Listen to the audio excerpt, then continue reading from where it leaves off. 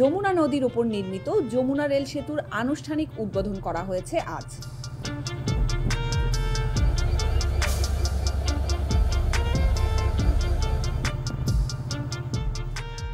রেলপথ মন্ত্রণালয়ের সচিব মোহাম্মদ ফাহিমুল ইসলাম আজ দুপুর 12টায় প্রধান অতিথি হিসেবে রেল সেতুটির উদ্বোধন করেন।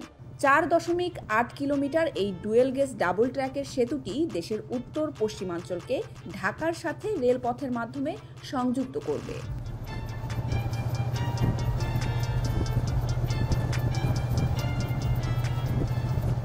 গত ফেব্রুয়ারি মাসের 12 তারিখ থেকে সিঙ্গেল লাইনে এই ডেডিকেটেড রেল ব্রিজের সিঙ্গেল লাইনে ট্রেন যাওয়া আসা শুরু হয়েছিল। এটা আমরা ট্রায়াল রান বলে থাকি, বাট যাত্রী পরিবহন করা হচ্ছিল। আজকে সেটি দুটো লাইন, অর্থাৎ ডাবল লাইন সেটি আজকে উদ্বোধন হয়ে গেল। এরপর থেকে দুটো লাইনেই আমাদের এই যমুনা রেল ব্রিজ দিয়ে আমাদের ট্রেন চলাচল করবে।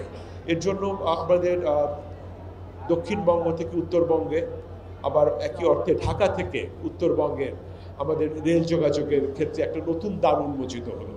ট্রান্সএশিয়ান রেল নেটওয়ার্ক অথবা সার্ক রেল নেটওয়ার্ক, এটার একটা দীর্ঘদিনের আমাদের এই রিজিয়নের একটা কানেক্টিভিটি, রেল কানেক্টিভিটি বাড়ানোর জন্য কিন্তু বিভিন্ন পরিকল্পনা রয়েছে।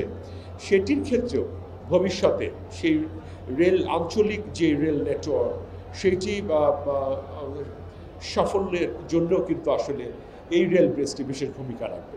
আগে যেটি 20 মিনিট লাগতো যমুনা বহুমুখী সেতু রেল লিঙ্ক দিয়ে ক্রস করতে, এখন 3 মিনিট লাগবে। কাজেই এই সময়টা এখানে কিছুটা সময়ের পরিবর্তন আসবে। এক লেনে যমুনা সেতুর উপর দিয়ে গাড়ি যেত, ট্রেন যেত, তখন অনেক অসুবিধা হতো।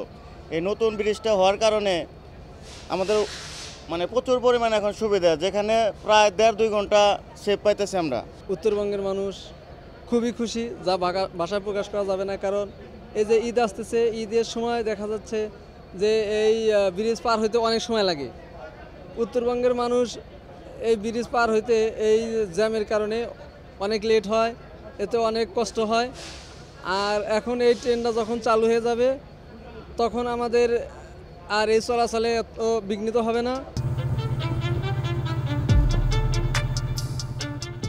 16,780 কোটি 96 লাখ টাকার এই সেতুটি পার হতে একটি ট্রেনের সময় প্রয়োজন হবে 3 মিনিট। এছাড়া প্রতিদিন 32টি করে ট্রেন এই সেতু দিয়ে পারাপার করতে পারবে।